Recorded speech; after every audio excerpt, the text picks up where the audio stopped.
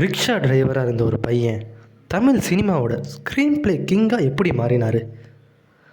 ஈரோடு டிஸ்ட்ரிக்டில் பிறந்த பாக்கியராஜ் காலேஜ் விட்டு வந்தோடனே ரிக்ஷா ஓட்டிட்டு சர்க்கஸில் வேலை பார்த்து தான் அவரோட ஜேர்னியை ஸ்டார்ட் பண்ணுறாரு. ஆனால் அவரோட ஒரே கனவு பார்த்திங்கன்னா சினிமா தான். மெட்ராஸுக்கு வந்து பாரதி ராஜா கிட்ட அசிஸ்டன்ட் டைரக்டராக ஜாயின் பண்ணுறாரு.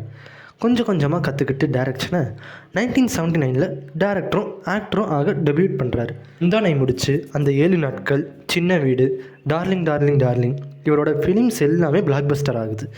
Middle class life, comedy, emotions, screenplay எல்லாம் சேர்ந்தது தான் பாக்கியராஜோட formula.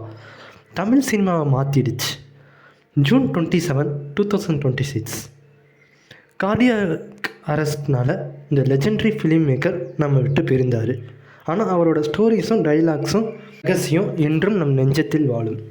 Rest in peace Bhagyaraj sir. Legends never tie. June 26, 2026 தான் குஷ்பு மேம் டாக்டர் வெட்டிங்கை அட்டன் பண்ணிட்டு வராரு. ஜூன் 27, 2026 காலையில் இவருக்கு இப்படி நடந்துருச்சு. ஸோ அடுத்த நிமிஷம் நிச்சயம் இல்லாத வாழ்க்கை.